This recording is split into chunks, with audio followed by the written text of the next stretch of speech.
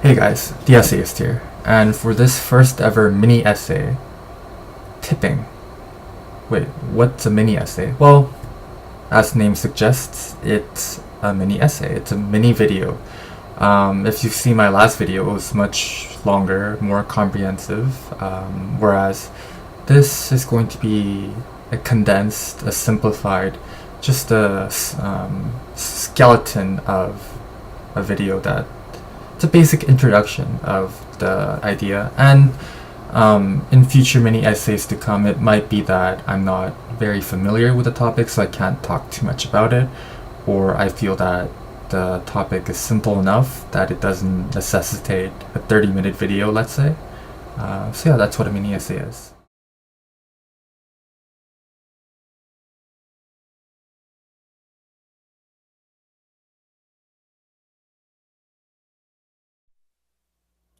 Okay, so let's talk about norms and social conventions, things you're expected to do. Like, I don't know, holding a door for someone, giving up the seat on a bus for an older person, an elder, even if the seat you're occupying is not a designated seat, you should still get up. If you don't, shame on you. What else is there? I mean, you when you're walking on the stairs, you keep to the side that's designated for people who are walking up, so that there's no friction between people who are going up and down, things like that. I don't think it's written in law that you have to follow that, but anyways, you know what I'm talking about when I'm talking about social conventions. Things that it's not written in law, but people do it anyways. It's ingrained in them, it's social habits, whatever. And I think to an extent, tipping falls in that category. When you don't tip, people give you weird looks, and if people don't give you weird looks, it's definitely the waiters and waitresses who will give you a little glare, and if they don't, they'll certainly talk about you when you leave. And I think that's a problem. I don't think you should tip. Now, let me explain why. Let's talk about the three groups of people that are involved in this. We have one, the diner. We have two, the waiters and waitresses, and to a lesser extent, kitchen staff and all that. And three, we have the restaurant owners, the business owners. Now, who has the most to lose in this? It'd be number two, the waiters and waitresses. They need that tip. They need extra money because in general, waiters and waitresses, they don't get paid enough just on their base salary alone. It's not that tips are like the extra cherry on top. They actually need that to compensate their shitty salary. And for diners who don't really want to pay, it's more that they don't want to. It's not going to kill their wallet if they pay the extra $5 for a meal, let's say. So we're left with number three. Yeah, number three, the business owners, the guys with enough money who could pay more for their employees, but they don't because they don't have to. Why? Because you're expected to tip. Now, this problem will continue on forever if no one takes the initiative. Let's say if people all of a sudden collectively group up and say we're not going to pay at all. We're not going to pay tips. What's going to happen? Well, waiters and waitresses, they'd be screwed. They would starve because they wouldn't have enough money to pay for rent, pay for food, and all that. And they couldn't come to work. And so the business owners would invariably, they would have to increase the pay so that they could bring back their waiters and waitresses because they are the backbones of a restaurant. Without them, the food isn't going anywhere. So it's a solvable problem, I think. And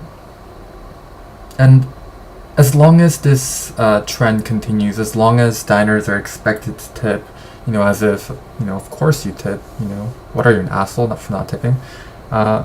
As long as that continues, the real villains, the enemy, the antagonist, the restaurant owners, they're gonna get away with it, and the ordinary diners like you and I, we're going to be, unless you're a restaurant owner, in which you should raise the pay.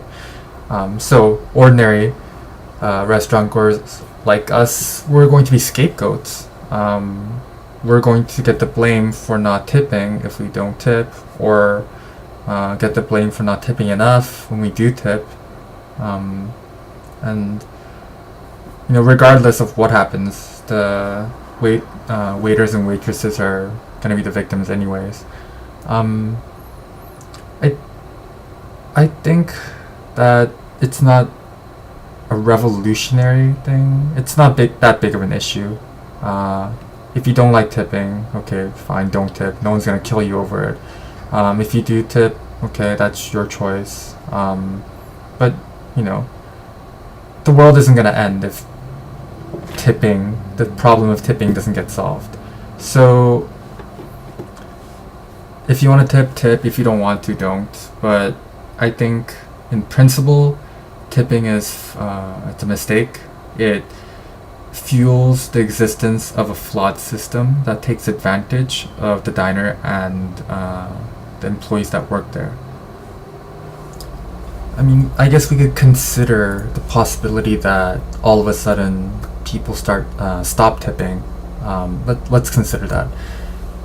In the long run, business owners, restaurant owners would be forced to increase the pay, because all of a sudden waitresses and waiters who were depending on that tip, all of a sudden they can no longer afford to make ends meet, because if everyone stops tipping, then a considerable amount of their monthly income, weekly income, just income in general, I guess, it plummets, and they're not going to be able to come to work because they'll starve.